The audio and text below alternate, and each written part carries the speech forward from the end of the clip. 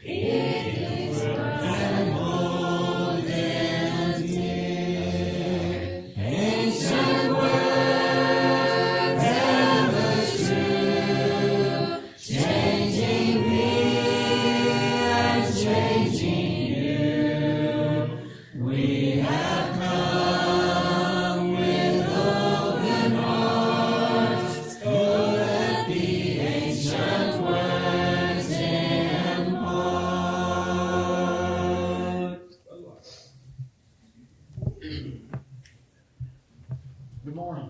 Good morning. It is a pleasure to be with you. I don't think I'm on. Let's see what happens here.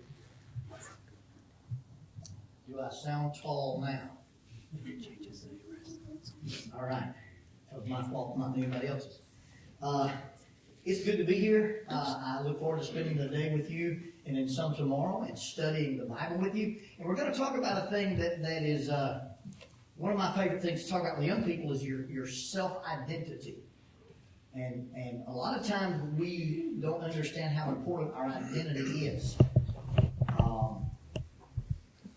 Who you are dictates what you do, not the other way around. I appreciate the gentleman mentioning my podcast, Keeping Up with Jones, the Lonnie Jones podcast adventure. If you listen to that, you'll hear reference to a book called Cognitive Spiritual Development.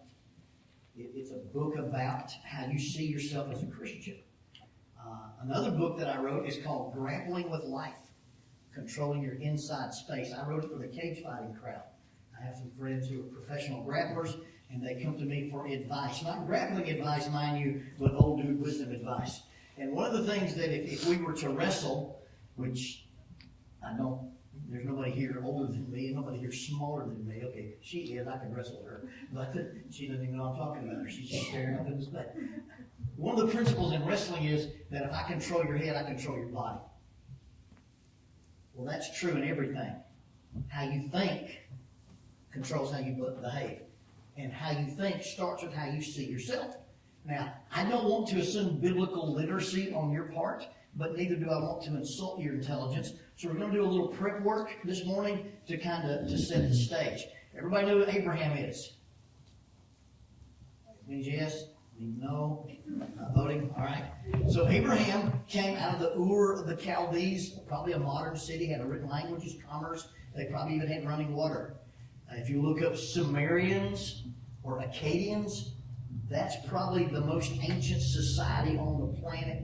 Abraham comes out of that. God says, hey, I want you to leave your home, and I want you to go for a hike. In every place your foot touches, I'll give your kids. Done. Okay, put running shoes on and getting the kids a good inheritance. Abraham has a son named Isaac. Isaac has two sons, Jacob and Esau. Jacob, as the younger son, actually ends up getting the blessing, and Jacob has 12 sons. Anybody know what they changed Jacob's name to? Israel. So Jacob's sons would be known as the children of Israel. The guys that came out of Jacob's lineage, his 12 sons, are what's known as the children of Israel. Well, that name kind of sticks.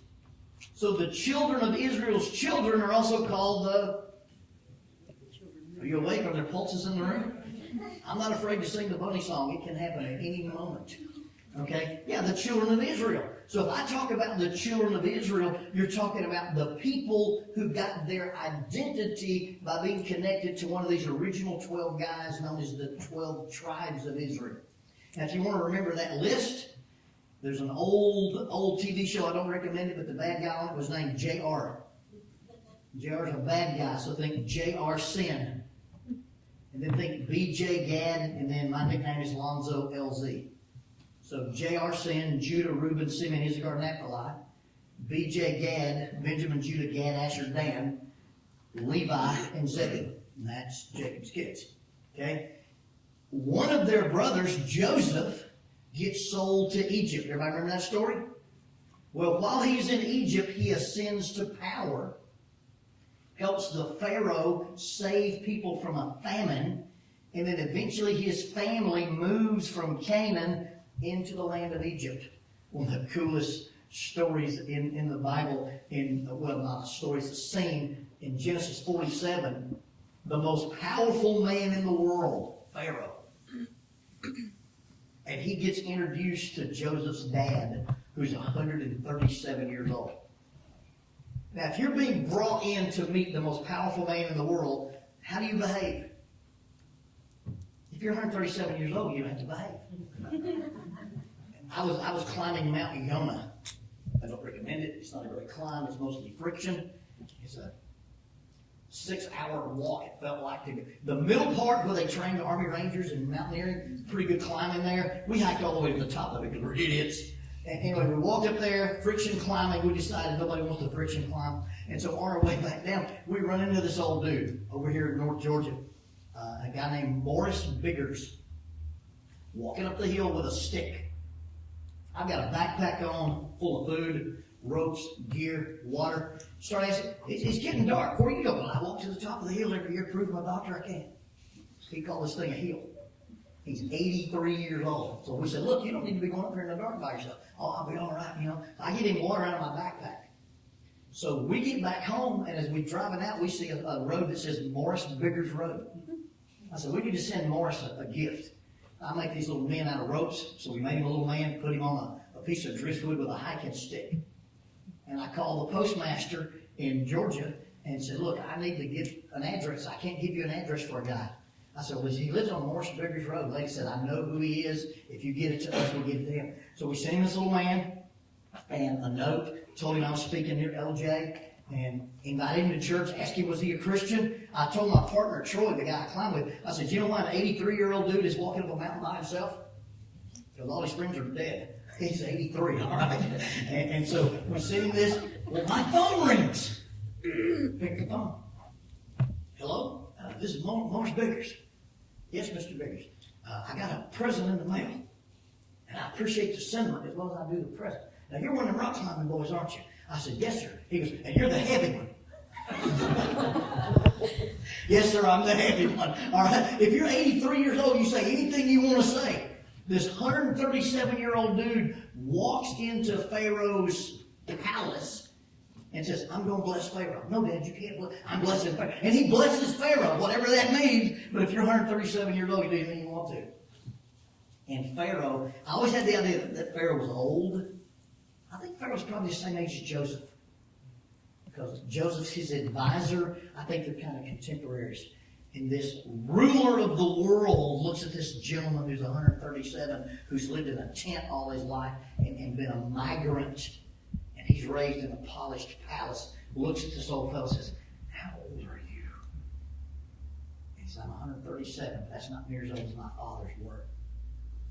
And he kind of charms Pharaoh. Pharaoh lets 70, if you read the Septuagint, 75 people move into Egypt and allows them to care for his flocks and his herds. And 400 years go by, and these 70 or 75 people turn probably into 4.2 million people.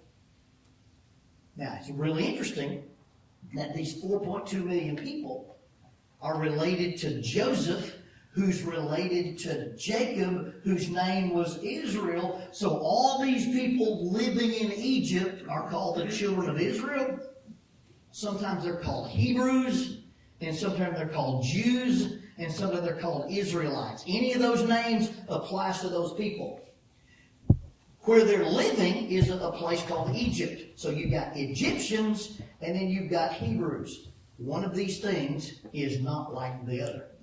Okay? In fact, when Joseph tells his parents, tells his dad, hey, when Pharaoh asks you guys what you do, be very, very careful not to tell him you're shepherds.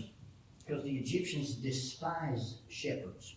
I don't know if it was their smell. I don't know if it was the idea that they found that keeping livestock was demeaning. There is some literature that says there's a group of loose nomads that lived around Egypt, and they were known as the shepherd kings. And every now and then the shepherd kings would band together and attack Egypt. And so maybe it was just, hey, we don't want to get you confused with the enemy.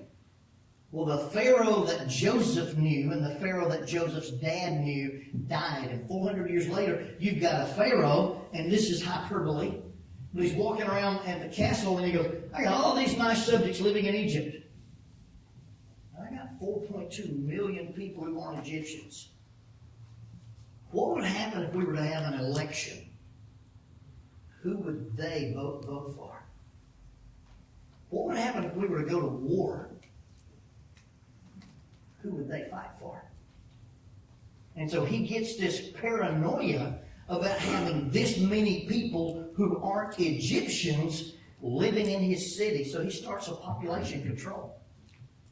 He says, look, if you go to help a Hebrew have a child, and it's a baby boy, put it in the river. If it's a baby girl, you keep her. And then those girls will marry our boys and will assimilate this population. And that's what they're doing. Exodus chapter 2. Now a man of the house of Levi,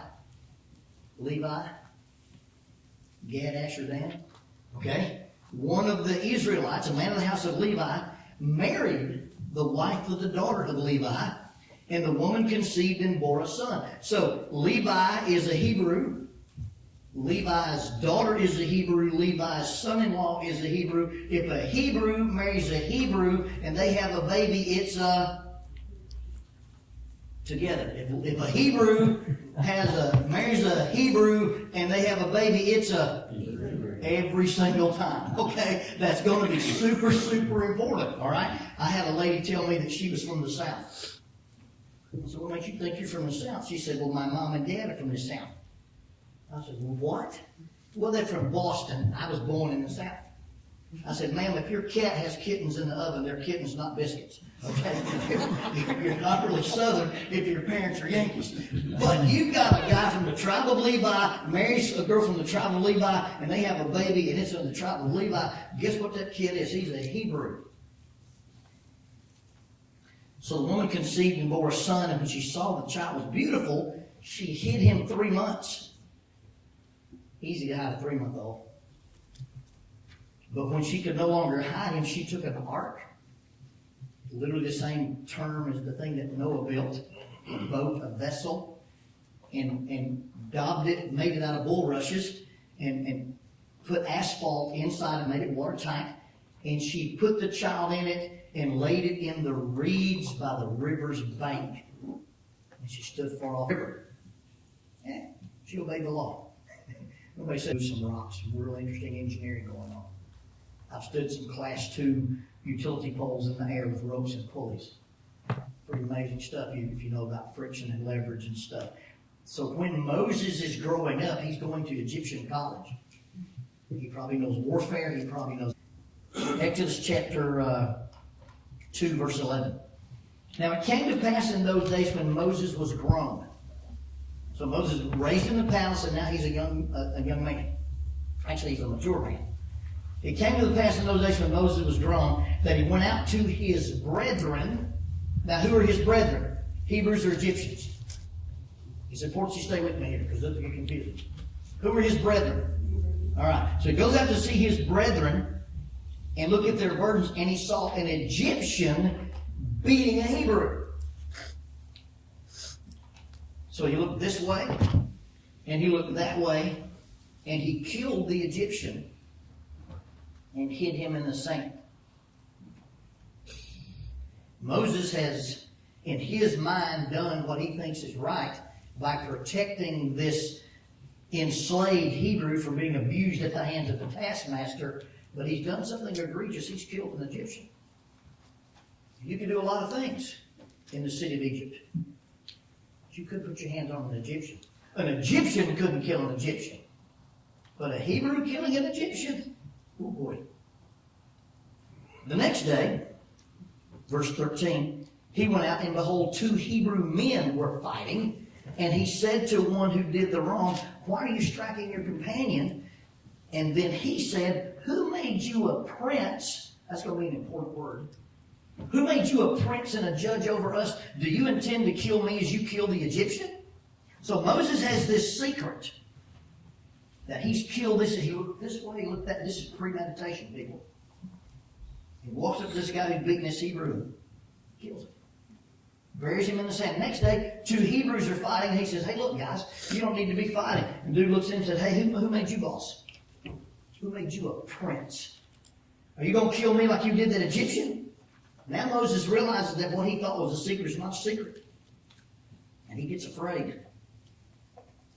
Moses feared and said, surely this thing is known. And when the Pharaoh heard this matter, he sought to kill Moses, but Moses fled from the face of Pharaoh and dwelt in the land of Midian, and he sat down by a well. Now the priest of Midian had 7 daughters. And they came and drew water, and they filled their troughs with the father's flock. And the shepherds came and drove them away, but Moses stood up and helped them and watered their flock. Anybody ever want to run away from home? Let's be honest. Moses has this thing where he feels like he's in trouble with the Pharaoh, and he runs away from home. If you run away from home, you got to have shelter, and you got to have water. You survive without food for a couple of days. Water's a must. So Moses has run away from home. He's out here in the wilderness. And guess what he finds in the wilderness? A source of fresh water. Wow. Touchdown Moses. He's got water. Well, he's sitting by the well at this fresh water where he's run away. And what comes out of the woods? 7 girls. Yes.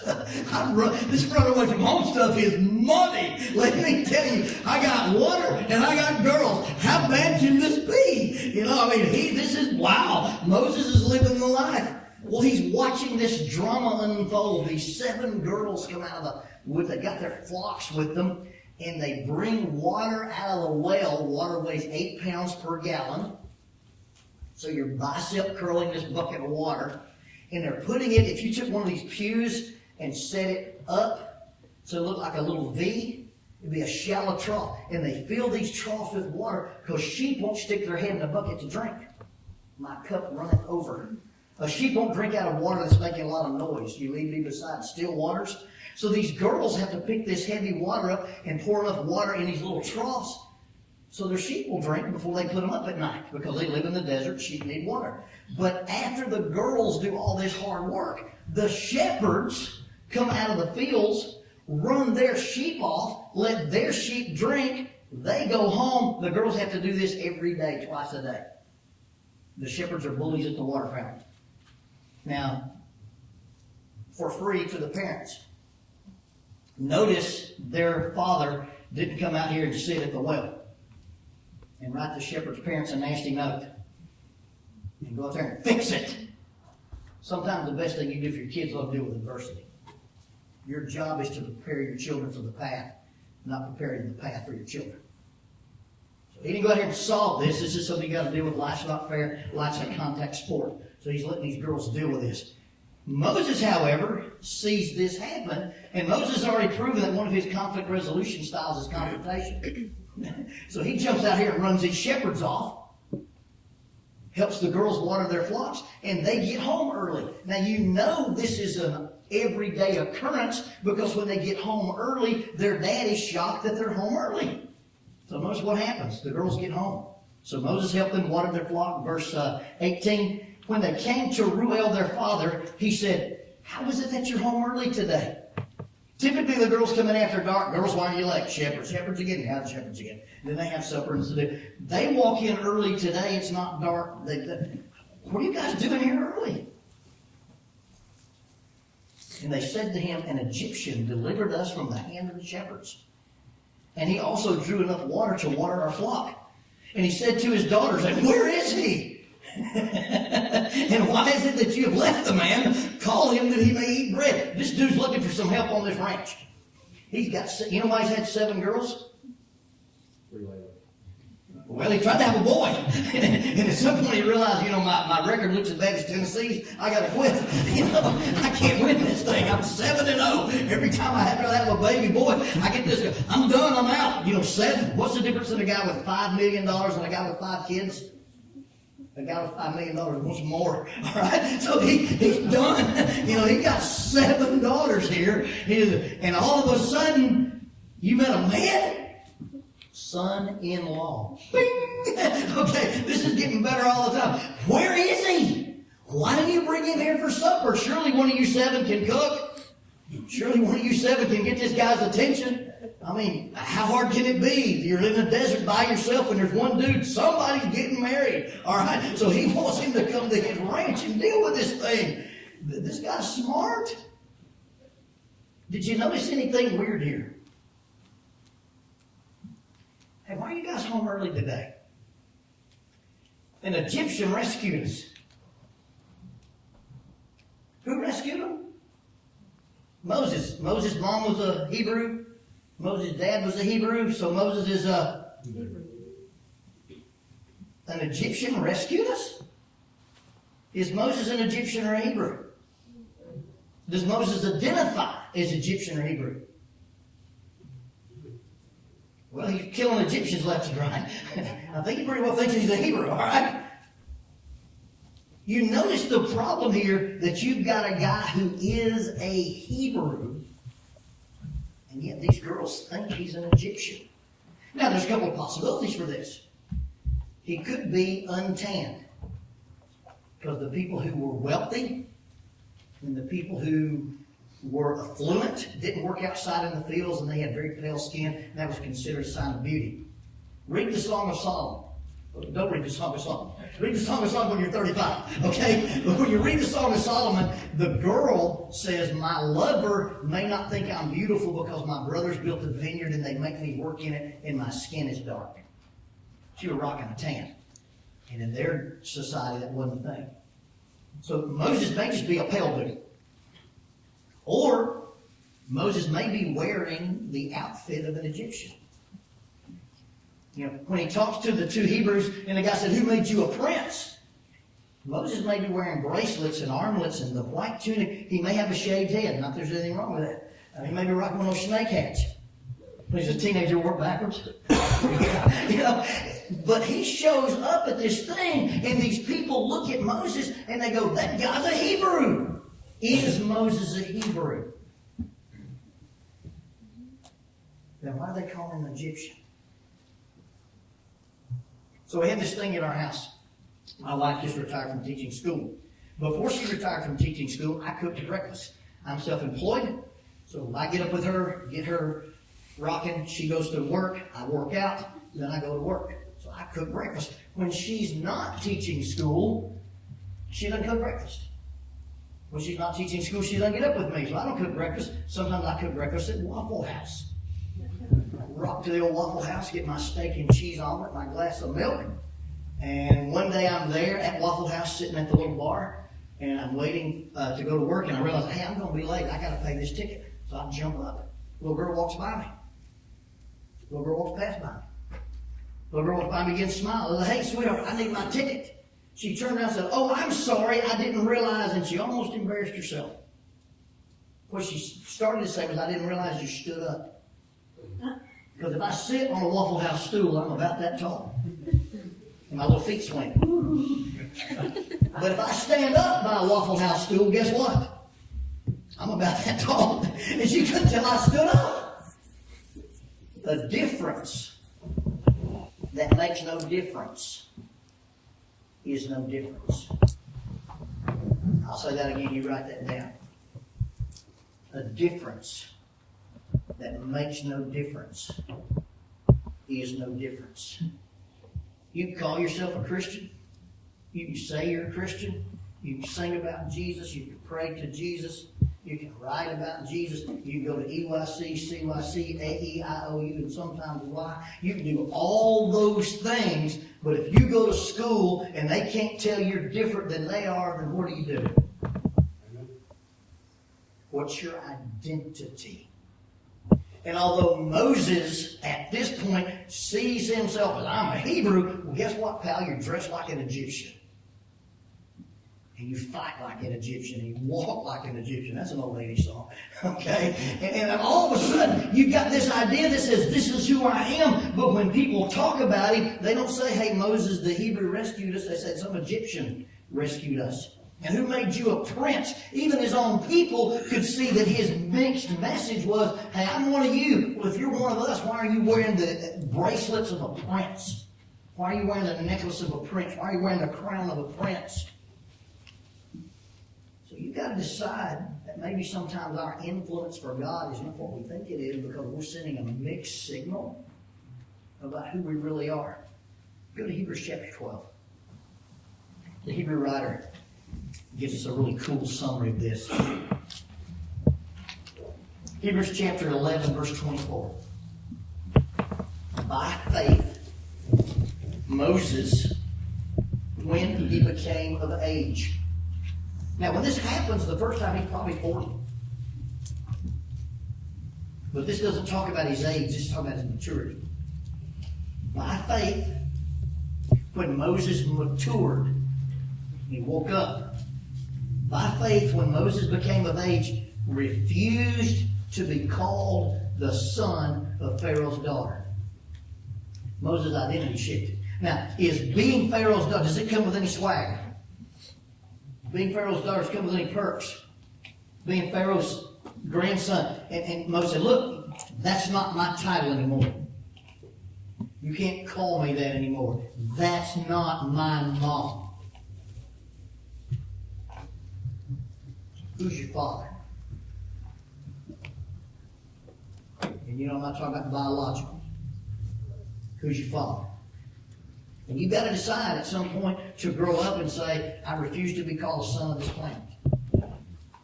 I'm not from here. This world is not my home. I am just passing through. And until you have a spiritual self-identity. If you have a physical self-identity, if you see yourself as this is who you are, and this is you're a worldly person, and you've got to have their stuff and their costumes and their values and their idea of success, you're always going to send a mixed message when you try to evangelize people, or you try to do what's right, or you try to stand up for what's good.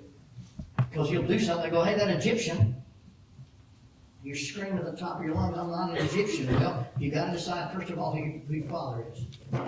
By faith, Moses, when he became of full age, refused to be called the son of Pharaoh's daughter. Number 2, verse 25. Choosing rather to suffer affliction with the people of God than to enjoy the passing pleasures of sin. Moses said, you know what?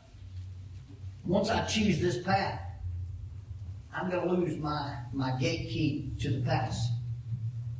I'm going to lose the fine food. I'm going to lose the fine clothes. I'm going to lose the status as an Egyptian. And they're going to treat me just like they treat the slaves.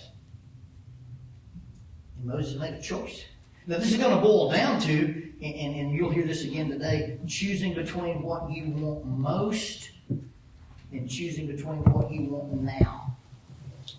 And Moses said, I can have all this glory and all this passion and all this stuff as an Egyptian, but I will give up those pleasures and I'll suffer and get a bad reputation as an Israelite before I'll do that. Moses, when he became of age, refused to be called the son of Pharaoh's daughter. He chose rather to suffer affliction with the people of God than to enjoy the passing pleasure of sin, esteeming the reproach of Christ greater than the riches and treasure of Egypt, because he looked for a reward. Moses decided that I'll take all this suffering and I'll take all this embitterment and I'll take this bad reputation in order to get something that's way out there in the future. And he wasn't just talking about the promised land, he was about the promised land. It's interesting that the next time Moses goes into Egypt, he's dressed like a shepherd. The next time Moses goes into Egypt and appears before the Pharaoh, he's not wearing a palace costume. He's wearing the clothes of a shepherd. The next time Moses leaves Egypt, it's not because he's afraid of Pharaoh, but because Pharaoh's afraid of him. Because he stood in his presence with a shepherd's staff and said, if you don't let these people go, we're going to devastate the Egyptian pantheon. And every one of the 10 plagues is an absolute direct slap in the face or a body slam to an Egyptian god, all the way down to the god of death. And Moses says, you let these people go, or every house in this place that doesn't have blood on the door, the firstborn dies. And by daylight the next morning, on the 15th of Nisan, Pharaoh said, I want you and your people to leave, and I want you to leave now and take our stuff with you. How do you get that dramatic of a change? How do you go from I'm running away because I'm afraid of them to I come back dressed like a shepherd and I leave town because they're afraid of me? Because you change your identity. And so when you decide that I'm going to make a difference in my school or on my team or on my home or at my workplace or in my neighborhood, you got to make sure that how you see yourself and how you present yourself are consistent. We teach de-escalation skills to the cop, and we talk about congruency. You look at how a person's face tells you and what their body tells you, and does it match their words? Because if you get incongruency, that's a danger signal. It's a confrontation signal. Well, sometimes we have a congruency problem in the church. Because we claim to be God's children, but we wear their stuff and we value their things and we want their treasures. And I'm going to see myself as a spiritual person in a physical world. I'm going to see myself as a Christ person and not a world person. Then my behavior and my values and my language and my costume, they all have to be congruent. Because if you sing stand up for Jesus, nobody can tell you stood up. You're wasting your time. The difference that makes no difference is no difference. Let's pray.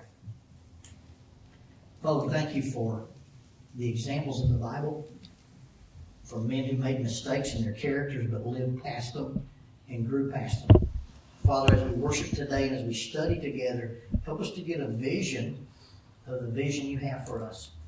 Father, help us to change our identity, or help us to change the congruency, the consistency of our identity. Father, bless these young people. Thank you for giving us the opportunity to spend the day together. Bless us. Help us to grow close to one another only as we grow close to you. Thank you for this time. In Jesus' name, amen. Thank you, brother. We'll take about 5 minutes here. And 5, 6 minutes. You need to go to the bathroom anytime like that. Please feel free to do so. I'm sorry, Victoria. Oh, you're Olivia today. Oh, bad. Sorry. I'm so sorry. I know your whole life this has happened to you. Look, at camp, I can always tell because one of you would wear pink and one of you would wear blue. I can't. But like today, you destroyed me. I can't do this. So, Olivia, if you want to come and say, hey, remember, please, our 3 colleges have booths over here. We're going to have activity and free time before lunch. Make sure that you're definitely over there with them after activity. Our DAO from UGA is actually going to be hosting our activity. But I'm going to give all 3 an opportunity to come up here and say, hey, introduce themselves and try to get you over their booth. Okay? We're going to say, hey, it's about 5 minutes.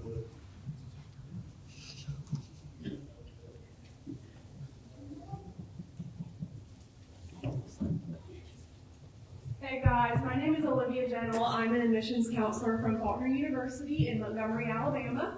I just wanted to be able to take a minute and tell you about why Christian education is so important. Whether you choose Faulkner, Freed, Harding, etc., we want you to choose Christian education because as institutions, we want to see you succeed in your spiritual walk. A few of the ways that Faulkner does that, I'm going to give you the 3 F's of Faulkner. First is focus. While faith might seem like the obvious word that you would use, it to me as a former Faulkner student, as an admissions counselor, the word is focus. That is a focus on God, a focus on His mission that He's given us, and a focus on the mission of Christ. That is done through having chapel 5 days a week at 10:30. Every single day, it's awesome to be able to gather with our whole student body and worship together. We require Bible classes each semester so that you're studying and you're in the Word. And we also have social clubs who have devotionals together every single week. We do racquetball court singings, Tuesday night Devo. It's just a really awesome spiritual environment that helps you as a young adult really focus on your spiritual walk. The next F is family. And at Faulkner, we call ourselves the Faulkner family. This isn't just something we say, it's something that we truly mean, it's something we truly believe. And that's a family environment that you see the minute you step onto campus. It's professors who care about you on a personal level, who ask you how you're doing, who sit with you and pray with you, and just provide that help for you. And it's a really awesome environment to be a student and to learn in because they care about you on such a deeper level than you might get just in your classes in high school. And then the third F is financial. Finances are a really big part of choosing a college, and we understand that. So at Faulkner, we have something called our Faulkner Loan Relief Program for our students who are members of the Church of Christ.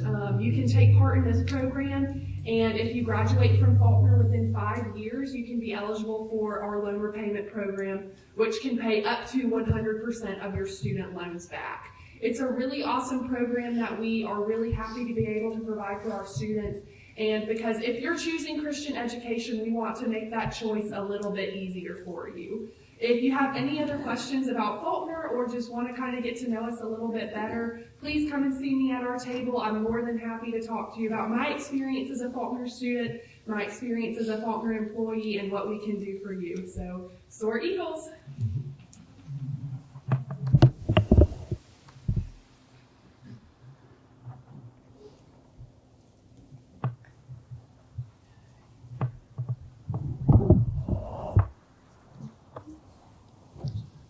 For a second there, I thought she told us the wrong name. That's the first time I heard her say Olivia Gentle. Married last summer. All right, let's do a little more singing before our next speaker. Hallelujah, hallelujah,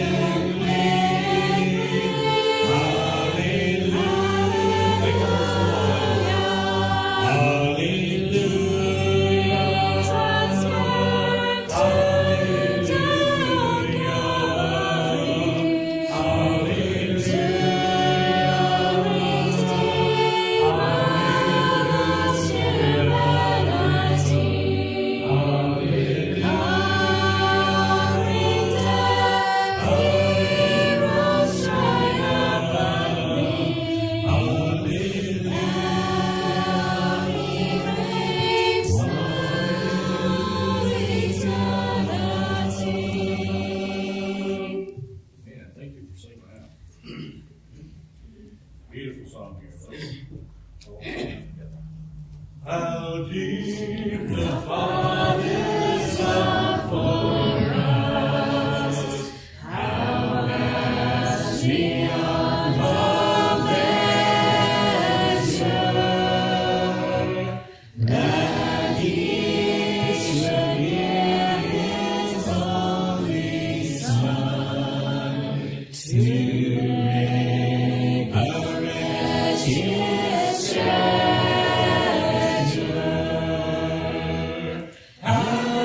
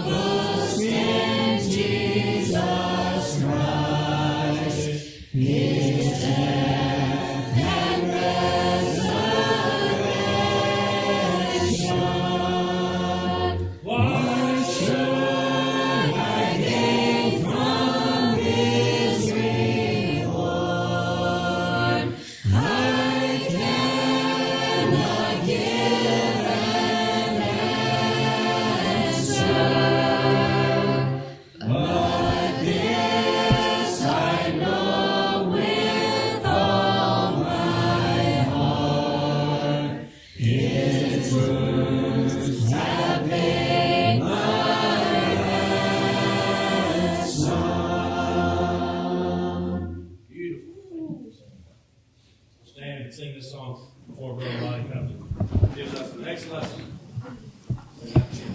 You are beautiful beyond Description, too marvelous for words, too wonderful for comprehension, like nothing ever seen or heard. Who can grasp your infinite wisdom? Who can fathom the depths of your love? You are beautiful beyond description, majesty enthroned above. And I stand in awe of you. I stand in awe of you. Holy God, to whom all praise is due. I stand in awe of you. Be seated.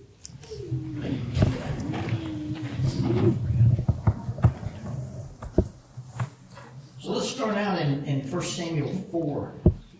I want to use this as what I call a springboard text. Normally, if you listen to me preach, you'll notice I don't do a lot of scripture. I get one section of scripture and I stay in it. I do that for several reasons. I think that's how the Bible was written. A lot of times a sermon will look like a patchwork quilt. You do a verse here, verse here, verse here, verse here. Well, if you understand the macro, what the whole thing says, then you get what the writer was telling his audience. When I read any text, I look for three things. You'll find this to be a pretty much a theme if you hear me speak or teach or anything else. Facts. Who, what, when, where, how big, how much, how many, who was writing, who's he writing to, what was going on there. That defines your vocabulary words. Facts lead to concepts, and concepts lead to applications. If you don't keep a section in its context, you don't really understand the facts, and you can misconstrue the concepts. This is kind of a springboard. I want to talk about this story and make us jump to something else. Now, when you read a narrative, and a narrative is just that, telling a story, like we read about Moses today. Narratives don't teach doctrine. Narratives just tell you a story, and then you make some observations about that.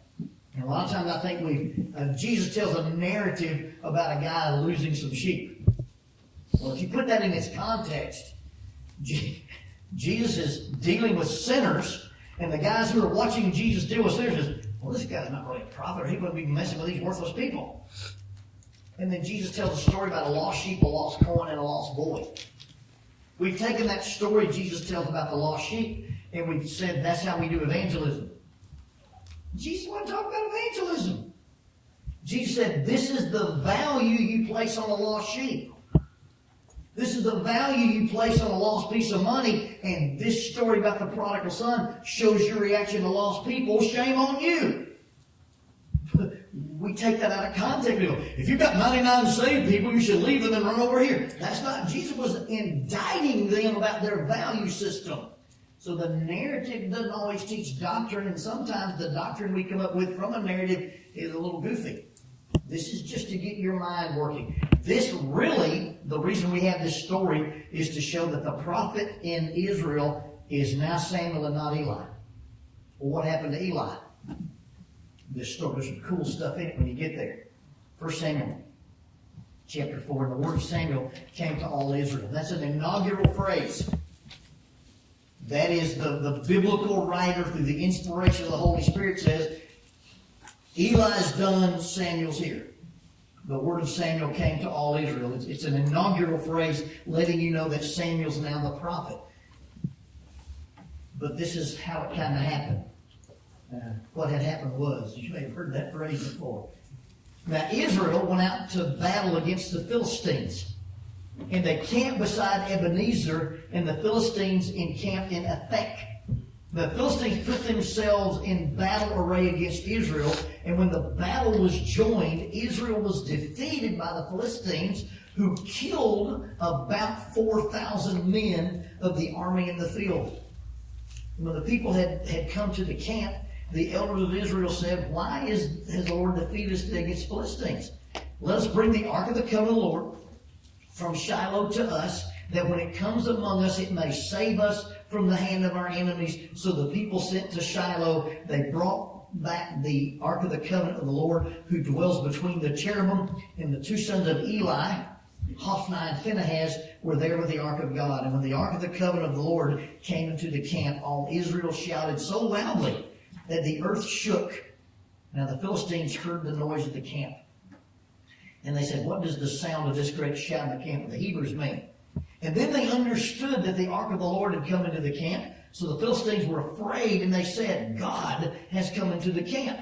And they said, "Woe to us, for such a thing has never happened before. Woe to us, who will deliver us from the hand of these mighty gods? These are the gods who struck the Egyptians with all the plagues in the wilderness. Be strong and conduct yourselves like men, you Philistines, that you do not become the servants of the Hebrews, as they have become servants to you. Conduct yourselves like men and fight." So what you've got is the writer introduces this idea. Hey, Samuel's now the prophet in Israel. And this inaugural thing that happens for Samuel to be the prophet in Israel, you've got this typical Old Testament warfare scene. Army gets on this hill. Army gets on this hill. They begin to shout at one another, maybe battle slogans, maybe curses, maybe praises to their God, and then they run down into the valley and fight. I don't think we can properly understand the horror of this engagement. Old Testament warfare and modern warfare, different animals. I'm not trying to glorify war. I'm not a combat vet. I hung out with a SWAT team for about 30 years. I've been involved in things where people are shot and killed, and never been shot at, never shot anybody, but I've been there when it happened. That's a lot of fun. But modern warfare is an interesting thing. We've got a rifle, some boys in Murfreesboro, Tennessee invented it, called the Barrett 50 caliber. It's recorded kill shots on a human target from almost 1.5 miles away. I've got a little off-the-shelf rifle, nothing special about it, a little 30-06. If I can see you, human-sized target, if I can see you 7 football fields away, I get a 21-inch target with that rifle. Okay? That's a long shot. We've got the Pershing missile, been retired for years, had an effective in-theater range of 3,500 meters or kilometers. You're killing stuff 2,200 miles away. Pretty interesting little missile there. We got to play with some stuff one night. They brought us, it looked like the headband of a construction worker's cap, but it had a little TV screen on it, like the Borg. Resistance is futile. And he had this chest plate. And wearing that little headpiece, I could punch in numbers and get a satellite view. And everybody that had one of those chest plates on showed up as a red dot. And everybody that didn't have one of those was a green dot. And I could call him on the radio and say, "Hey, let me see what you're looking at." And he could punch some buttons and I could see through my TV screen what he was looking at. That's wicked stuff right there. We've got a SIMRAD system that fits on our sniper rifle. We use a Nemo sniper rifle. It sees in the dark, and it also sees body heat. I can go into a totally dark building hiding from the SWAT team. I'm their bad guy. Since I'm not a real cop, they let me hide from them. And I can go like today, as cold as it is, if we went into a building with no heat, and I touched the wall to guide myself through the dark, they could come in with that night vision and see my heat signature when my hand touched the wall and follow me in the dark. Super cool stuff.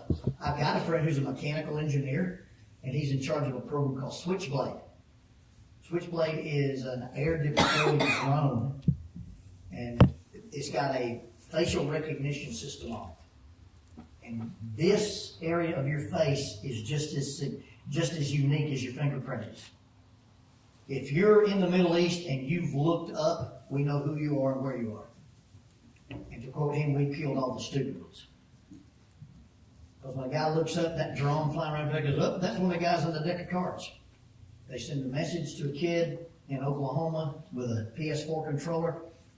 He pops switchblade up and goes looking. When he finds him, mashes a button. 3,500 feet a second, it shoots a projectile. We found that shooting big projectiles doesn't do as much damage as shooting little projectiles. Men are made of water. The more holes you poke in them, the more water leaks out and they die. And so you get a bunch of needles flying at 3,500 feet a second. And the video footage they have, first the guy hears it, it whistles when it comes in. So the first picture you get is, and then about 100 yards away they drop because they've been lacerated. A kid in Oklahoma is killing people in Afghanistan with a PS4 controller. That's modern warfare. And don't get me started about nuclear missiles.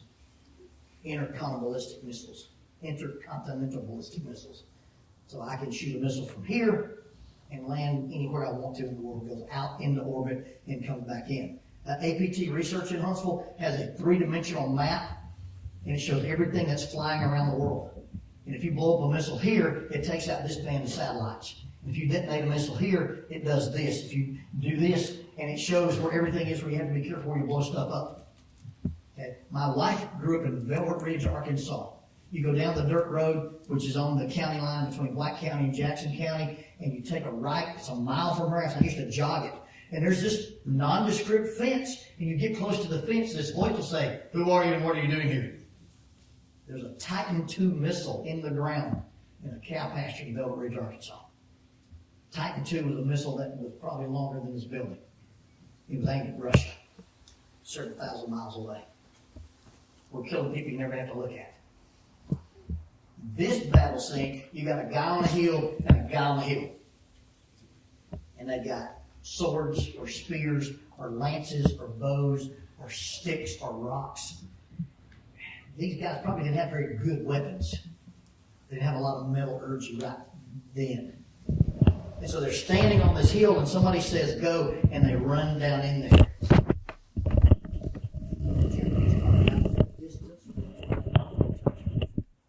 Whoever controls the distance controls the damage.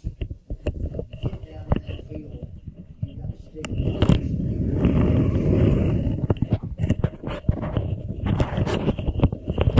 I think the most elite athletes on the planet are the guys who were mixed martial artists.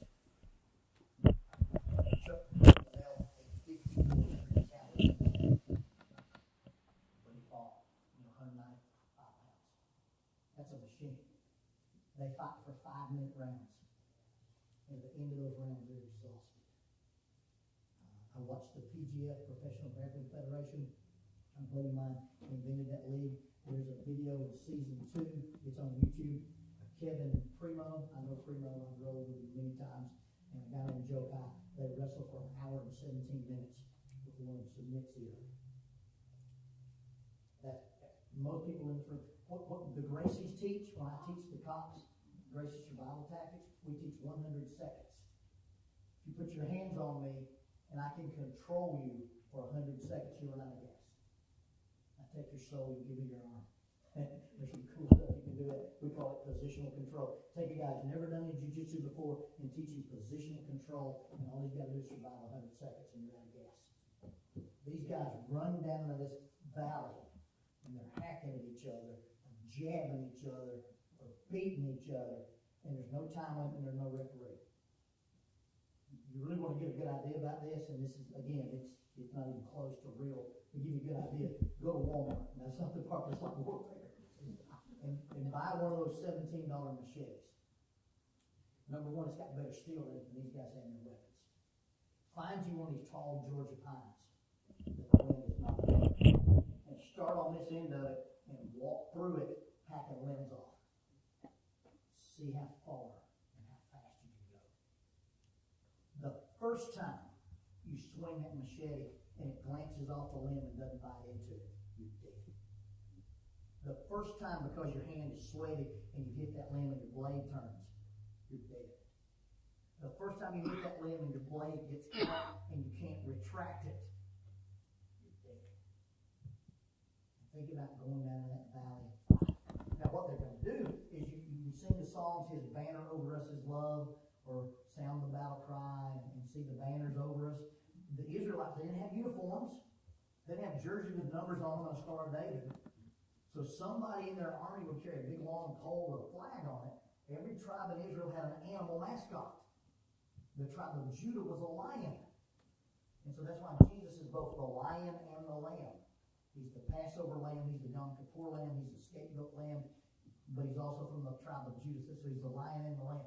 I did a lesson series one time on all the mixed messages of Jesus. He's the servant and the king. He's sinless and he's the sacrifice. He's the master and he's the servant.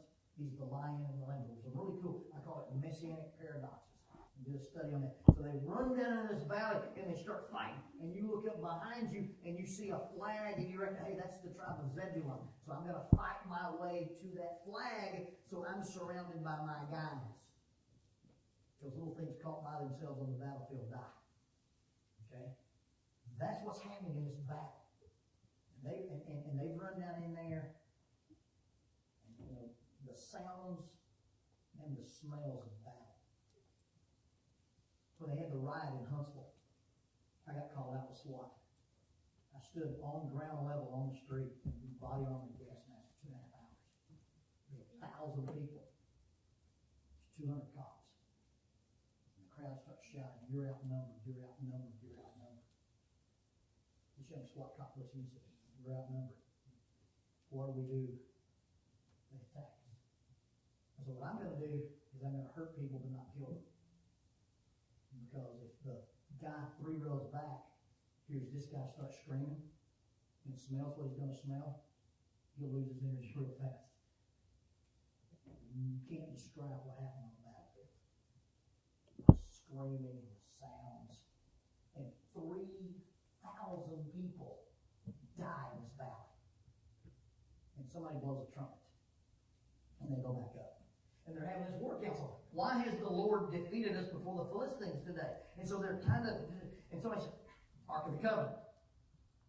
We're supposed to go into battle with the Ark of the Covenant.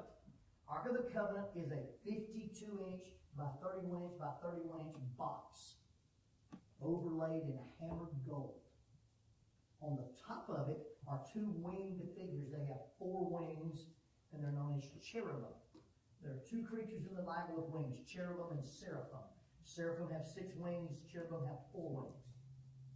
That's why when God would descend to the top of the Ark of the Covenant, where the mercy seat was, that's why he's known as God who dwells among the cherubim. Now, I used to say cherubim and seraphim were angels. They're not called angels anywhere in the Bible. They're called cherubim and seraphim. I don't really know what they are. They may be a flavor of angel. They may be a species of angel. An angel is always called an angel, means messenger. But cherubim and seraphim are always called cherubim and seraphim. And it's above my pay grade. So they come marching in, and they go to Shiloh, because when they moved into the land of Canaan and they took over, they set the tabernacle up, the one they moved around the wilderness. They set it up in Shiloh, and that's where the ark was. When you sing the song, These Are the Days of Elijah, and it says, this is David rebuilding a temple of praise. You realize David never rebuilt the temple. David never built the temple at all. So the guy who wrote that song said, I'm not literally saying David built it. David moved the Ark of the Covenant from Shiloh to his citadel in Jerusalem, quote unquote, rebuilding the temple of praise. The guy who wrote the song knew David didn't ever build the temple. So when you read that and you feel confused, that's what those words really mean. And so they go to Shiloh and they get the ark and they come marching into camp with this ark. Now when the children of Israel see this ark, they shout. And the Bible says they shouted so loud that either the earth shook or the earth rang. Auburn versus LSU in Death Valley. LSU scores last second touchdown, and they shout so loud in that football stadium that it registers on the Richter scale. It's on the internet, it's gotta be true. Okay? so the Israelites see this ark, and either it echoes or the ground moves. And the Philistines go, oh man, what's up? Their God has come to camp. Don't be afraid. Hey, we need to be afraid. These are the gods that did all those things to the Egyptians in the wilderness. How does somebody living in Canaan know what happened in Egypt? There's no Facebook, there's no Instagram, there's no Twitter. Pharaoh's not sitting around going, another plague. He's not doing that. God's reputation is so big and so strong that these guys over here in Canaan know that. And so the Philistines are like, okay, it's time to decide who you are. Are you men or boys? Don't be discouraged. And so they come into this thing with the Ark of the Covenant and they march into battle. 1 Samuel chapter 4. Verse 10. So the Philistines fought, and Israel was defeated. And every man fled to his tent, and there was a very great slaughter. And there fell of Israel that day 30,000 foot soldiers. And the ark of God was captured, and the two sons of Eli, Hophni and Phinehas, sons of the high priest, Hophni and Phinehas died. Eli's going to hear about this and fall off a chair and break his neck. That's why we have this story. But it's interesting. Did that end like you expected it to end? Hey, you go get the Ark of the Covenant, you bring the Ark of the Covenant back, and we march into battle, and 30,000 men get killed? And the Ark of the Covenant gets captured as a prisoner of war? I'm going to ask you a couple of ridiculous, insulting questions. I understand they're ridiculous, I understand they're insulting. Now, what do you think about it? Question number one, was something wrong with the Ark of the Covenant? Did you get to plug the Ark in? Real nice. You had one job. You didn't charge it. There's nothing wrong with the power of the Ark of the Covenant. Was there something wrong with the power of God? So what's the problem that you walk down into the valley with the ark gets captured, and 30,000 men die? Well, the Israelites didn't have enough faith, right? Okay. Let's talk about faith a minute. I've been in a valley. 3,000 people got killed. I get out of the valley, and I'm not one of the people who got killed. And they say, hey, let's go back in the valley. Hard pass. We're going to take our box with us. If you followed a 52-inch by 31 by 30 by 32 by 32-inch box back into a meat grinder, you got faith. Because the only thing that changed that day was the box. And if you followed the box back down into the meat grinder, don't tell me there's anything wrong with these guys' faith. They had plenty of faith. Second ridiculous, insulting question.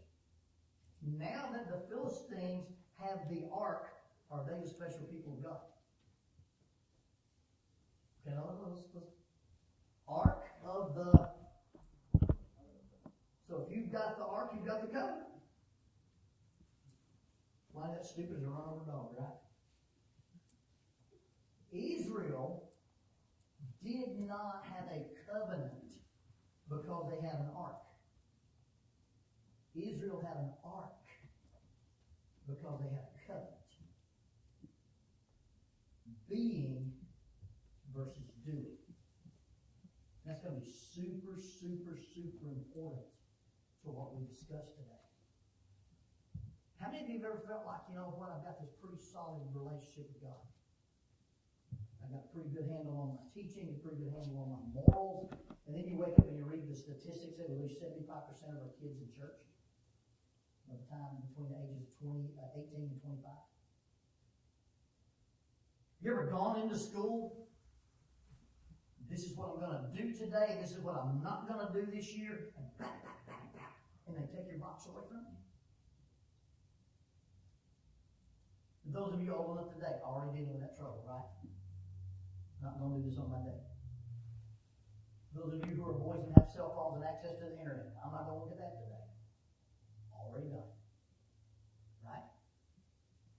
I'm not going to lose my temper. I'm not going to fuss with my mom. I'm not going to lie. I'm not going to gossip. I'm not going to get caught up in drama. I'm not going to lust. I'm not going to covet. I'm not going to steal. I'm not. How many of you are successful doing that? You march into battle. I go to church 3 times a week. I don't sing the music. I take the Lord's Supper every Sunday. Give me thoughts. Hey folks, this is not theoretical. I'm one of the guys that got beat up. I was a youth minister in high school. I had a short temper in college. How is it that we can do all these things and have abject and miserable failure when it comes to spirituality? The power's not in the box. Not the thing that you carry, not the thing that people see, not the thing that you show people. The power's in the relationship.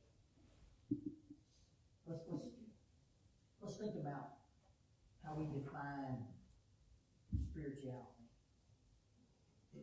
And that's, there's some things that have objective measures, and there's some things that have subjective measures. What does it mean to be in shape? Well, ask a power lifter, ask a marathon runner. What does it mean to be in shape? Ask a guy who's a swimmer versus a guy who's a biker. By the way, the bike guys, if you're a bike guy, God love you. Get a hobby. You ever see one of those guys look like he's having a good time? I think it's the pants that make them miserable. They're on that bike. If I ever see one of those guys look like he's having a good time, but I've never seen a guy looking like, I'm having a great time riding my bike. To me, they're saying, hit me now. I don't see that. But, being in shape's one of those subjective things. Well, what does it mean to be spiritual? And how do you measure that? One of the mistakes you'll make as a young person is you'll measure your insides against my outsides. You'll measure what you know about you to only what you can see about me. That's a terrible way to keep score. Okay? You measure yourself against Jesus. That's the only way. And Jesus ain't keeping score. He's messing with the numbers. He's making you acceptable. But let's do this. Let's say we got a young person, we're going to want to take him on a retreat. Got a good relationship with his parents, wouldn't lie, wouldn't cheat, wouldn't steal, would be honest, and would control his temper. Is that one of our solid kids youth ministers? Is that a guy you date? We need to put you on the spot there. Okay, yeah, we look at that kid on paper and go, man, that's a solid dude. Let me introduce you to this dude. Mark chapter 10, verse 17. Now he was going out on the road, one ran and knelt before him and said, good teacher, what can I do that I might inherit eternal life? And Jesus said to him, why do you call me good? No one is good but one. You know the commandments, don't commit adultery. He's sexually pure. Do not murder, controls his temper. Do not steal, he's honest in business. Do not bear false witness, he wouldn't lie. Don't defraud, he's not a cheater. Honor your father and your mother. He keeps a good relationship with his mom and dad. The young man said, teacher, all these things I've kept from my youth. Oh, is that it? I've been to CYC, UIC, been to Last Leader, been to camp, been to backwoods. Jesus looked at him, loved him, and said, one thing you lack, go your way, sell whatever you have and give it to the poor, you'll have treasure in heaven, take the cross and follow me. But he was sad at this word, and he went away sorrowful, and he had great possessions. When Jesus lists the commandments, he doesn't list honor the Sabbath, he doesn't list do not covet, he doesn't list don't have any other gods before him. If you look at this kid's quote-unquote spiritual resume, he looks solid, but he's as hollow as a chocolate Easter bunny. There's no substance to him. He's not real. How many times have we defined our Christianity by what we do and what we don't do and where we go and what we attend, and yet we go into battle against the enemy at school and we get defeated, embarrassed, and humiliated? Anybody ever had that experience other than me? And that's why it's hard. Because if you're putting the emphasis in the wrong thing gets emphasized. And if what we do is superficial, and we'll talk next time about internals versus externals. But this is about connection. This is about how you're grounded and how you're connected. You know, one of the interesting things, read the first couple of verses in Galatians chapter 1. Galatians 1 verse 6. I marvel that you are turning away so soon from him who called you in the grace of Christ to a different gospel, which is not another. Well, there are some who trouble you and want to pervert the gospel of Christ. But even if we, or an angel from heaven, preached any other gospel to you than what we preached, let him be accursed. And we say, as we said before, that if anyone preaches any gospel to you other than what he has received, let him be accursed. You've got this problem in the city of Galatia that somebody's doing something wrong with the gospel. Now, when I tell you what's wrong with the gospel in Galatia, you may be shocked. If you teach an adult class, and by the way, let's face it, the adult class is for people who are too lazy to go to Bible class. Right? The preachers in the room are laughing. You know, Bob, read verse 4. Bob reads verse 4. What do you think, Bob? I think it means what it says. Charlie, what do you think? I agree with Bob. Let's read verse 5. Okay? We've all been there. You ask what's wrong in the city of Galatia in the adult Bible class, you got a dude sitting about 4 rows back and raises his hand and goes, Judaizing teachers. And it's absolutely right. It's Judaizing teachers. What do Judaizing teachers teach? Thank you, Captain Obvious. Okay. They're not teaching, hey, look, the church doesn't need to teach about homosexuality. Hey, the church doesn't need to change their stand on abortion. Hey, you know what? The church can change what it wants to do about marriage and divorce. A Judaizing teacher said, oh, so you're a Christian, but you weren't raised a Jew. Well, here's a list of foods you can't eat. Here's a list of days that are special. And here's a special ritual you got to do your baby boys when they're 8 days old. They weren't asking the Christians not to do something. They were asking them to do more. They had elevated ceremonial cleanliness and made it equal to righteousness. It's got to look good before it's good. That's gospel plus one. You don't need gospel plus one. You just need gospel. And you start comparing your spirituality to this list of unwritten expectations. If your elders ask you to wear a tie, wear a tie because you're submissive to your elders. But what you put on does not make you righteous or unrighteous. The version or translation of the Bible you read is not superior or inferior to any of the men that translate and they all got problems. So study context and clear text. If you can't figure out context and clear text, you've got a phone that'll look up the original text. And by the way, the Greek language is not a technically specific language. It's written on a 3rd grade reading level. If you need to know Greek to go to heaven, the Bible will still be in Greek. Greek will teach you nuance, but it will not teach you doctrine. Oh, but now Jesus and Peter are talking in John 21, and Jesus says, Peter, do you love me? And Peter says, Lord, I love you. And he uses this Greek word for love and that Greek word for love. Number one, John uses those Greek words interchangeably. In one chapter, John is the apostle Jesus loved agapao. In another place, John is the apostle Jesus loved phileo. John uses those Greek words absolutely interchangeably. He doesn't make any technical difference. The conversation Jesus and Peter had on the beach was in Aramaic. It wasn't in Greek. It's recorded in Greek, but it was spoken in Aramaic. So there's no doctrinal difference in what those words mean in that conversation. So we chase those rabbits. We try to make those technical changes. And what happens to us? We pervert the gospel by saying, this is what you have to look to be righteous. Old Brother Tucker at our place, and he's an elder, and so we honored him. He said, you can't have a basketball in the fellowship hall. You can't have a basketball goal in the fellowship hall. Why? That's our church building. We have a basketball goal in the parking lot. I guess God doesn't own the parking lot. So God's fellowship hall, but not God's parking lot. Brother Tucker like, well, I never thought about it that way. When you start saying this makes you righteous because this is what you look like and this is what you sound. By the way, does God not understand modern language? I talk to you like I'm talking to you, and God's pray to God in Shakespearean English. To say thee and thou make you more holy. Now, if that's what you grew up doing, do it, continue to do it. Not a problem. I'm not throwing rocks at you. You got a 14-year-old kid who says, "Be him thou and whithersoever" in a prayer? Why? It sounds like you're talking to your father. Talk to your father like you talk to your father. Now, realize your father's the most powerful thing in the universe. And without him, the universe wouldn't be here. So step back and be respectful. But it may be. But these Judaizing teachers were saying in order to be a real Christian, he's got to look like this, look like that. And then what happens in the church is we begin to teach it's really more important than what people look and see about us than what's real. You know how many families in crisis I run into as a therapist who come to us and tell us my son's involved in this, my daughter's involved in this, and without meaning to, they say, and we kept it from the church now for 3 weeks.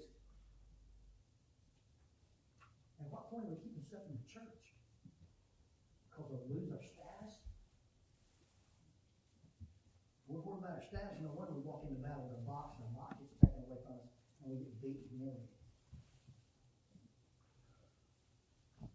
Spiritual self-identity. I need to borrow a tiny person. Right here on the side, Miss Pathfinder, you smiled, and yeah, I don't mean short, I mean tiny, as in, okay? Come on down. What's your name? Corinne, that's correct. All right, Corinne, I want you to put your hands out like this, and I'm going to push you backwards. Okay? And put your hands up like this. It's going to be safer for both of us. There you go. Got to have the frame. I'm going to push Corinne back. Don't hurt me. Okay? Oh, wow.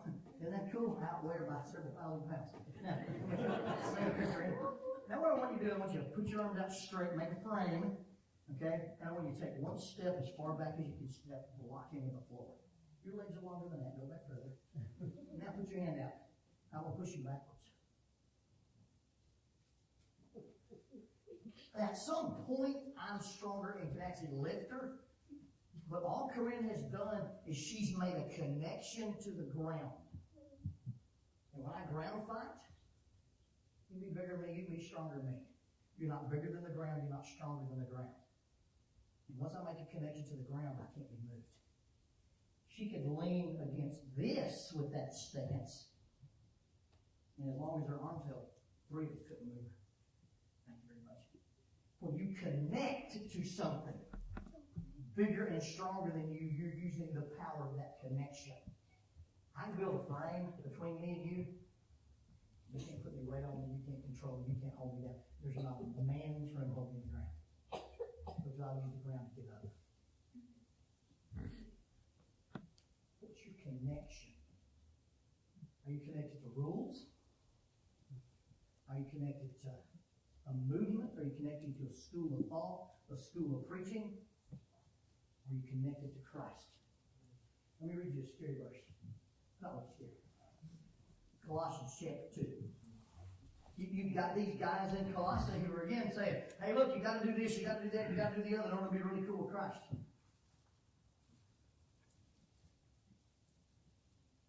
Verse 11 of chapter 2. In him, we'll go back to verse 8. Beware. What does beware mean? Careful. Watch out. Beware lest anyone cheat you. What does cheat mean? Sure, we're calling about your car, weren't they? There's an Egyptian prince who's left you money. All we need is $5,000 from you to send you the money. Well, if the Egyptian prince left me money, take the $5,000 out of the money he left me and send me the rest. They don't do that ever, by the way. Beware lest anyone cheat you through philosophy, empty deceit, according to the tradition of men, according to the basic principles of the world, and not according to Christ. Hey, the reason you do what you do is because of Christ. The things that you do, I don't drink, I don't smoke, I don't lie, I don't gamble, I don't have sex with my girlfriend. Those things don't connect me to Christ. But because I'm connected to Christ, I don't do those things.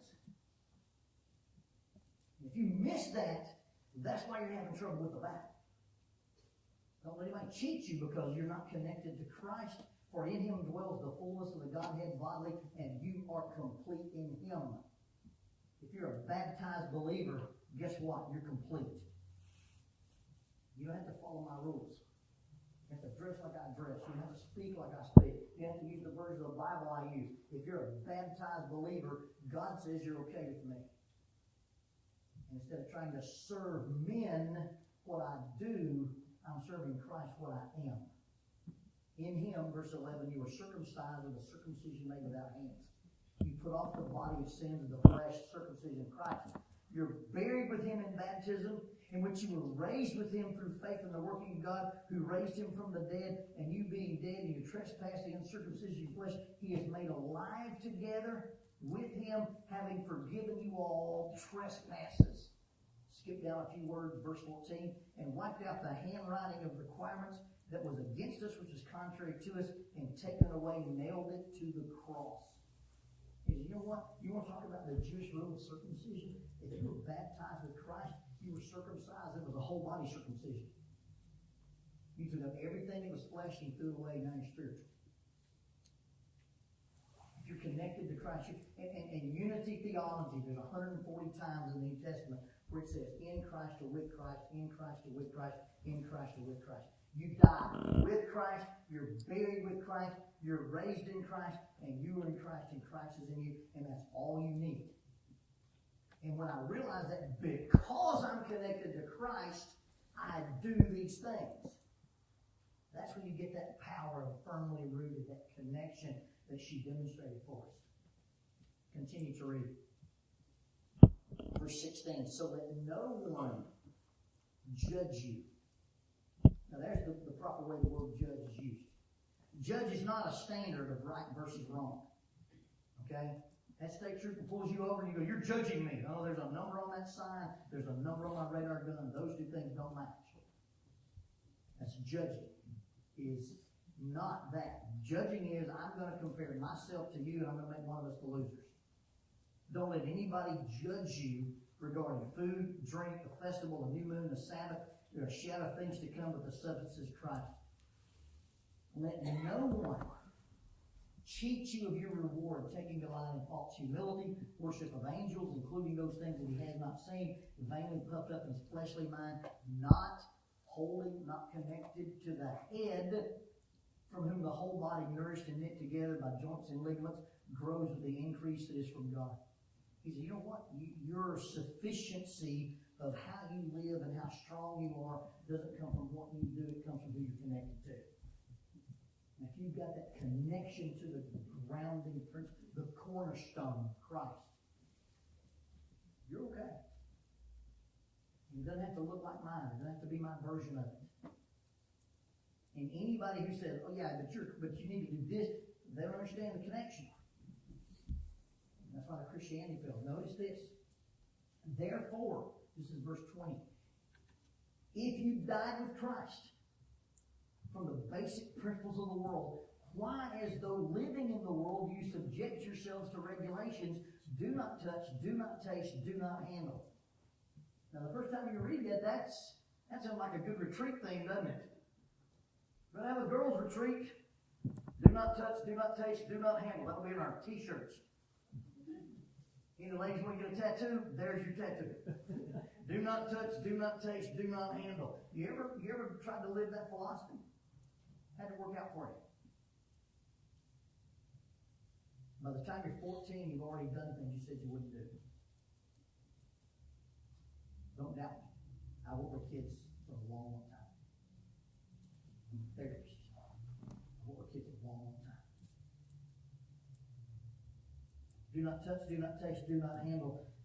Verse 23, these things indeed have an appearance of wisdom, self-imposed religion, false humility, and neglect to the body, but they are of no value against the indulgence. Did you read that? Do not touch, do not taste, do not handle. Looks good, sounds good, make a great retreat t-shirt, but it has no value against the indulgence of the flesh. Paul said your system's not working. Why? Because you're not connected to the head. You're connected to the rules. That's why our young men can't control what they watch on their phones. That's why our young ladies can't control what they let young men do. That's why moms and dads get in trouble texting and sexting people on the internet. That's why church produces more addicts than a hippie commune. You get to the far right wing, super conservative side of the church, and that's where 100% of my sex addicts come from. I've been in private practice 24 years. And I work with the pagans, I work with the SWAT team. I work with some really bad dudes. And they don't have those kind of problems. Why? Because they're not converted to the gospel. Rules and regulations and lack of connection to Christ. Now, he'll go on in chapter 3. If then you were raised with Christ, seek the things that are above, set your mind on the things above, for you died, your life is in Christ. And because that's where your life is, verse 5, you put to death fornication, uncleanness, passion, evil desires, covetousness, and idolatry. You put to death, verse 8, anger, wrath, and malice, and blasphemy, and filthy language, and you don't lie to one another. See, what he says is, once you understand that you're connected to Christ, these behaviors follow. But if you put the behaviors before the connection, the behaviors will fail you. But the connection doesn't fail, and it modulates the behaviors. Does everybody get that? Do you see the difference in one versus the other? This means yes. But now, you yourselves put off anger, wrath, malice, blasphemy, and filthy language out of your mouth. Do not lie to one another, since you put off the old man with his deeds, and you put on the new man that is renewed in knowledge according to him in the image of who created him, where there is neither Jew, nor Greek, nor circumcised, nor uncircumcised, nor barbarian, nor Scythian, nor slave, nor free, but Christ is all in all. And actually, when you see that word in the King James, the New King James says that Christ is, the word is italicized. That means the translators added that to make it flow in English. How that really reads is, but Christ, all in all. Your identity is Christ. Now, the example he uses here is you can't say, I'm a barbarian Christian, I'm a Scythian Christian, I'm a slave Christian, I'm a free Christian. You're just a Christian. We start defining ourselves by labels. Now, I do think there's some legitimacy in that. Yeah, we need special programs for young people. We need special programs for single people. We need special programs for geriatric people. But it's not what does the church do for this group. What does this group do for the church? If we ever swap that identity. See, nobody in the first century ever stood up. Today there'll be a meeting of the Scythian ministry. All non-Scythians are welcome to attend. We'll be in the fellowship hall. The barbarians are going knocking doors. Barbarians, they're just hard to deal with in the church, okay? They didn't do that. They lost the title, Jew, Greek, slave, free, circumcised, uncircumcised, barbarians. They were just Christ. There's no such thing as a Democratic Christian, Republican Christian, liberal Christian, conservative Christian, cool Christian, uncool. We're Christian or we're not. And if we start having to dictate that there's levels of Christianity, then we don't understand the connection to Christ. Died with Christ, buried with Christ, raised with Christ, I'm in Christ. And that's it. You don't need anything else. But when you start playing with this external rather than the internal stuff, you take your box, walk down the valley, get murdered, and your box is taken away from you. We took the kids to North Carolina camping. We go to Mount Pisgah. We do a hike to a waterfall. We do a day that we hike up to the top of the radio tower on Pisgah, and then I take them rock climbing for a day. Then the boys go home and the girls come back. And we do a camp out with the boys and do a camp out with the girls. Did you know if you separate your youth group from boys versus girls, they act differently? It's crazy. Boys in a room without girls are somewhat semi-normal. They just invent things so they can hurt themselves. It's great. You have good fun with boys. You separate girls from boys, and they're quasi-normal. Now, what happens on a camping trip with the boys get off the van, and they sit in a circle. They build a fire, and they whittle and make obnoxious bodily function noises. They sleep in the same tent. You go up, nobody's in this tent, nobody's in this tent. You open up the big tent, it was like a car wreck, body parts. You talk about a smell. Oh my.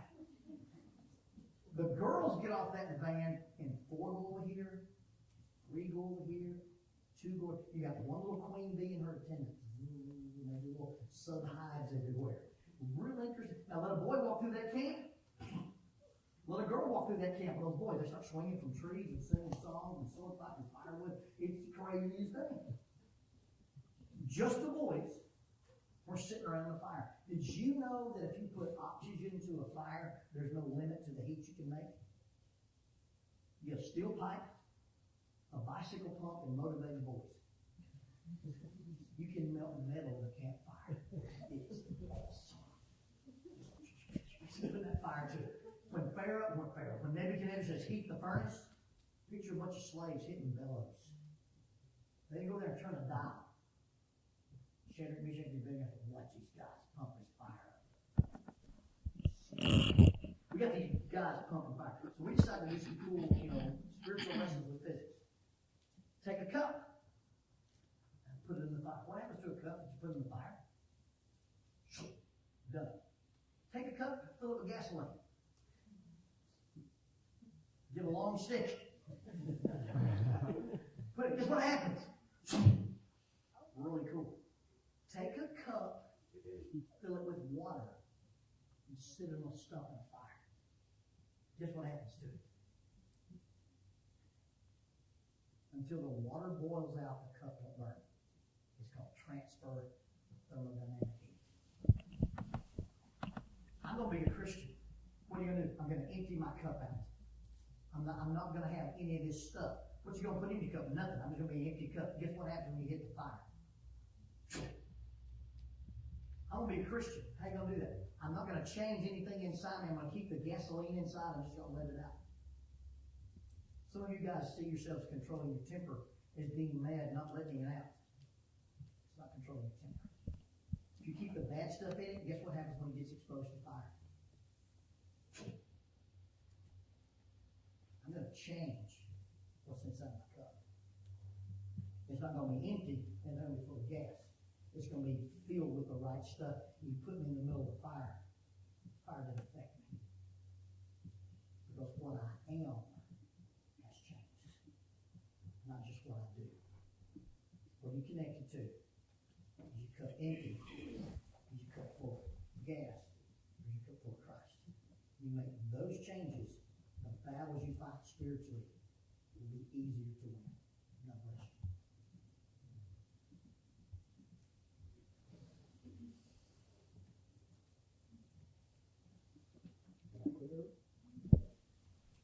There he is. Chick-fil-A pulled up just now, so Yes, they did. all hands on deck for that. That's most important. So if I can get one more of my folks, one more of my guys, John, if you'll run back there, I think there'll be 3 sets of hands helping bring boxes in and such. Connor, that's your name right. I'm still so sorry. Because I know it hurts more because I know it follows you your whole life. I'm so sorry.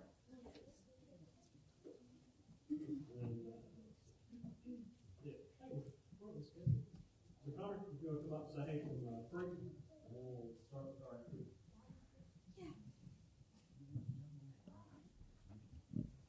So my name is Connor McDaniel, and I go to Free Harding University. It's a beautiful little Christian school nestled in the hills of West Tennessee, right between Nashville and Memphis. And so this morning we talked about Moses, right? So when you go off to college, you're a lot like Moses. You get to like this certain age, and you're kind of sent away from your home. And when Moses goes to the land of Midian, he gets this really cool opportunity. He gets to be whoever he wants to. He's in a place where nobody knows who he is. They think he's an Egyptian. He gets to make the choice to be a Hebrew. That's a lot like what happens when you go off to college. You get the choice to be whoever you want to be. You're in a place where a lot of people don't know who you are. You might have a few friends. You might have gone with a couple people maybe that you came in with, you knew from like growing up. But you have the opportunity when you go off to any college, not just a Christian school, to be whoever you want to be. And the best place to discover who that person is and the best place to figure out who that person you want to be is without a doubt a Christian university. For me, that place was Free Harding.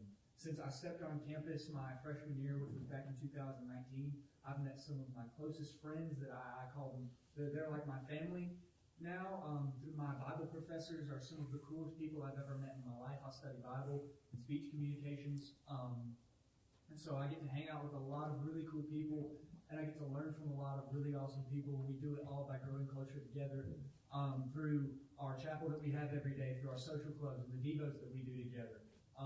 My social club is Chi Delta, and we'll meet on Thursday nights. Me and all the guys in my club, we get together, we cram in one little tiny dorm room, and we have a devo that lasts like an hour. You talk about a smell. That's one. But it's awesome. And then at the same time, the girls in our club are meeting on the other side of campus, and they're doing their devo. And usually those are after the club events that we have, where we all come together on those Thursday nights. We hang out together, and then we split off into our devos. We do service projects together, and so that's a really cool thing that you do for your social club. We have tons of majors and minors for you to choose from in pretty much every field that you can imagine. And the coolest thing about Freed is that we work a lot with our alumni base. So people that have studied at Freed Hardeman and have done those jobs are actually going to be some of the people that are mentoring you through your college experience and helping you figure out what you want to do. One of my communications professors brought in a friend that he graduated from Freed Hardeman with, who's currently the guy in charge of all of the advertising for Walt Disney World. So if you see a commercial about Magic Kingdom or something, that's a commercial that a guy from Freed Hardeman made.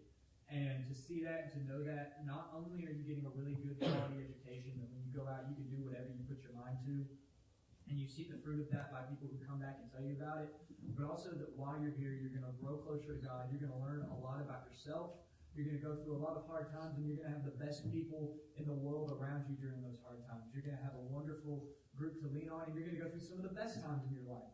And you're going to have amazing people surrounding you that are going to push you through those really great times and make them even better. So when it comes to choosing a school, I encourage you, choose Christian education no matter where it is. If it's Freed Hardeman, if it's Faulkner, if it's Harding, go to a Christian college and get that atmosphere. But, I genuinely believe that Freed Hardeman is one of the greatest places on earth. And if it can be a fit for you, I encourage you to come and check it out for yourself, schedule a tour, schedule a visit, get the information you need. And if you want to come to Freed Hardeman, we'll make it happen. So, have a good day.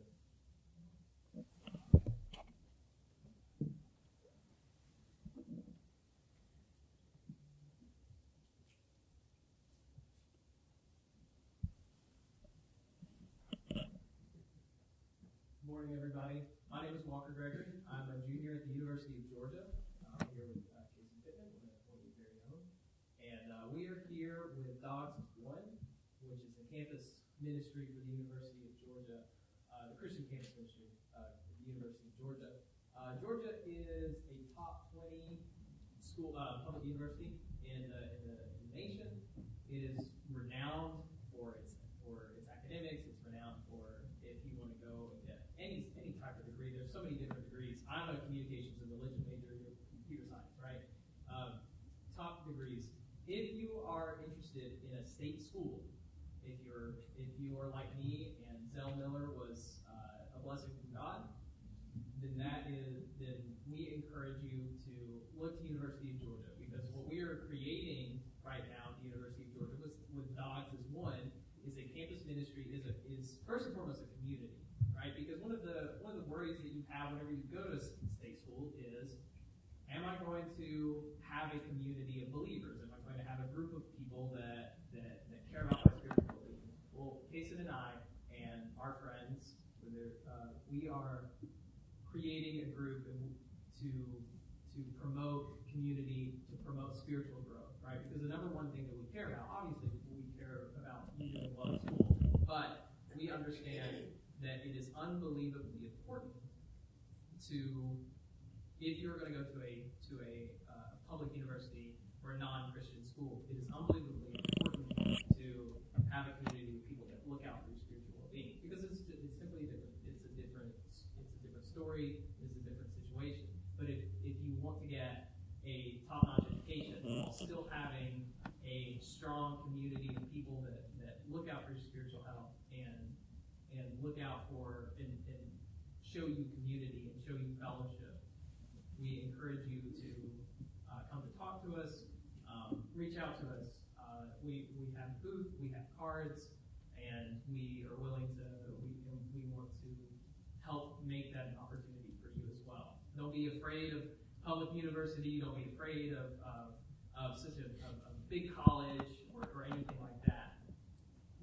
We are here. We are working to make sure that you have that community that you need. And that goes for the parents as well, right?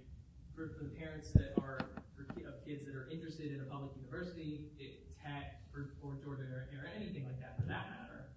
At Georgia, Dogs is One, we are trying to make sure that your kid will have a community, a group of people that care about their spiritual well-being, right? And both kids their age, but also adults as well. Some of the best spiritual guides in my life have been with the churches that are in the Athens area.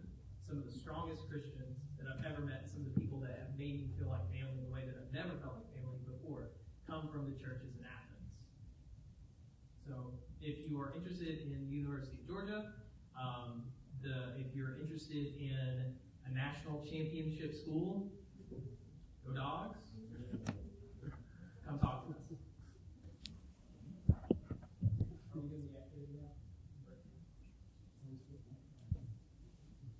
Oh, yeah.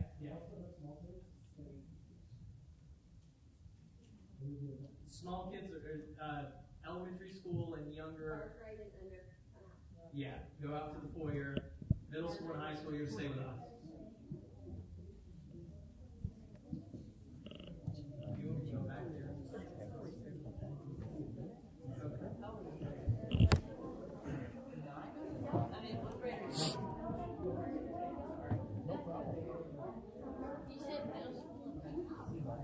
Middle school and high school, you'll stay here with us.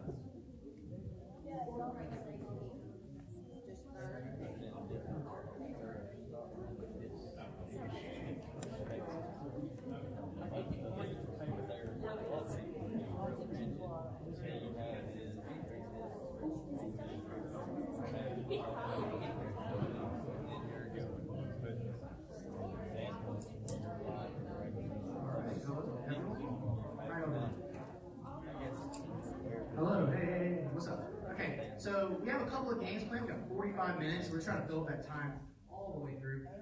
We have 4 games planned. We're going to have a prize for the winner of so there's going to be 4 games. The winner of each game gets to go to the finals, right? And the winner of that game gets 2 $10 Chick-fil-A gift cards. All right? We tried to find a $20 one, but we couldn't. So if you want to get one of your friends, you can, or if you I won, I'll keep it. Okay, so we're gonna do 4 different games, and if you win, we're just gonna ask you to come up front and go to the winning section so you can play in the final. There's gonna be 4 games. Yeah, over there, we can do it. 4 games. First game is gonna be a rock paper scissors tournament. Okay. Second game, I'm gonna explain because I created it. It's really fun. And then there's gonna be 2 Kahoots. One's gonna be a Bible Kahoot. One's gonna be a non-Bible Kahoot. Okay. So there's 4 chances to win, and in the final 4, we have these. I'll say that. Okay. All right. So first game, rock paper scissors tournament. Find a friend or find someone you want to beat in a rock paper scissors game, and I'm going to say rock paper scissors shoot, and on shoot, you do it. Right? Well, on shoot when you show. And if you tie, just do it really quickly with your friend again. Okay? Everybody stand up. If you lose, you sit down. Okay? Everybody stand up. Hey, if you don't know the person, if you don't know the person beside you, if you don't know them, introduce yourself. So be like, hey, my name is Jim Bob, and then the other person can say, oh, my name is Sally Mae. Okay? Everybody can play. I see you guys sitting down. Let's go. Everybody can play. Yeah, adults, come on, stand up. I see some adults sit down. Sarah, stand up. Play the game. Come on. It's not best 2 out of 3. It's 1. If you tie, do it again. Okay, ready? Here we go. Ready? Rock, paper, scissors, shoot. Alright, if you tie, do it again real quick. Do it again real quick. Tie. You sit down. Alright.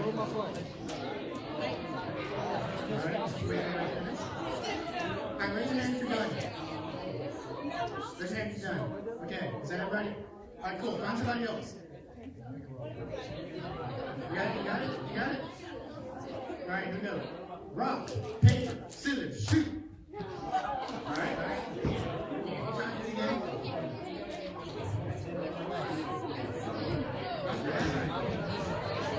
Alright. If you're a winner, come up to the front. Come up to the front if you're a winner. Come on. If you're still up, come to the front. If you're still in the game, come to the front. Awesome. Alright, find somebody. Get ready, get a pair. If to find a pair. Remember, this is Chick-fil-A's on the line for the winners. Okay. You want to Alright, rock, paper, scissors, shoot. You know what?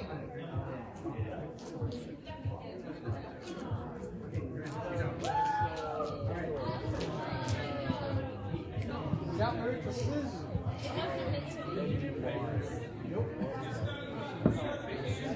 Alright, we have 8. Alright, final 8. Here we go. Rock, paper, scissors, shoot.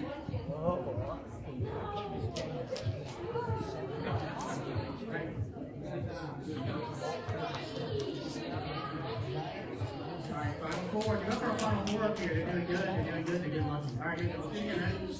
Rock, paper, scissors, shoot. Alright. Atlanta Braves, what's your name?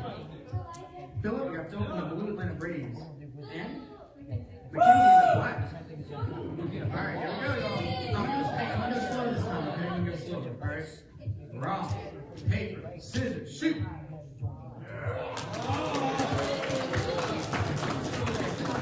That's our first winner. Get up for Mackenzie. Our second game is a game I made up. I'm gonna have to explain it. It's not hard. Okay? I'm gonna turn around and put a number 1 through 5 on my fingers, right? Up on my chest. And when I turn around, all of y'all are gonna raise your hand with the number 1 through 5. Okay? And then I'm gonna turn around and show the number. If you have my number, you're still